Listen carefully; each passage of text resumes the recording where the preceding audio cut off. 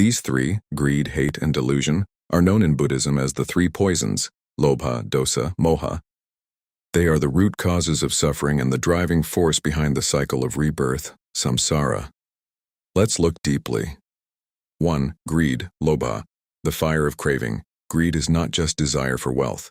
It includes craving pleasure, clinging to relationships, obsessing over success, wanting things to be different, attachment to identity. Greed whispers, if I get this, I'll finally be satisfied. But satisfaction never lasts. The Buddha taught that craving, tanha, is the cause of suffering. Even when we get what we want, fear of losing it arises. Greed binds the mind outward. It creates restlessness and endless seeking. 2. Hate, dosa, the fire of aversion. Hate includes anger, irritation, resentment, fear, rejection. It arises when reality does not match our preferences.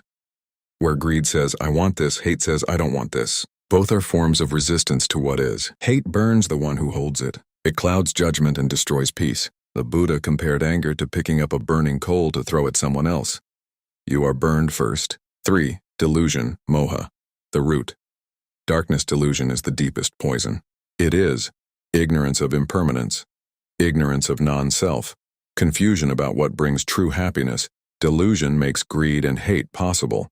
If we clearly saw that everything is impermanent, that clinging brings suffering, that there is no permanent self to defend, then greed and hate would lose their foundation. Delusion is like darkness.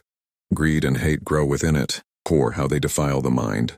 The Buddha described these as defilements because they disturb clarity, distort perception, agitate emotions, and create harmful karma. When the mind is under their influence, it does not see reality accurately. It exaggerates. It projects.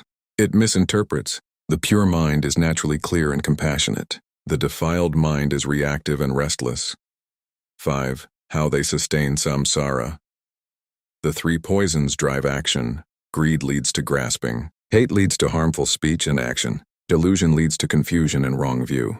These actions create karma, which leads to rebirth and continued suffering. As long as these roots remain, the cycle continues. 6. The antidotes.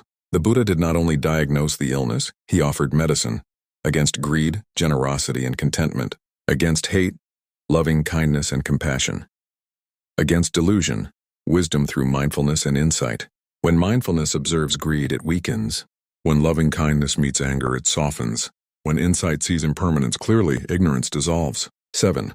Liberation is the uprooting of these three. Enlightenment is not gaining something new. It is removing these defilements completely. When greed ends, the mind rests. When hate ends, the heart opens. When delusion ends, truth is seen. This is nibbana, the extinguishing of the fires. In essence, greed pulls the mind outward. Hate pushes the world away. Delusion blinds the heart. Remove these three, and what remains is clarity, compassion, and freedom.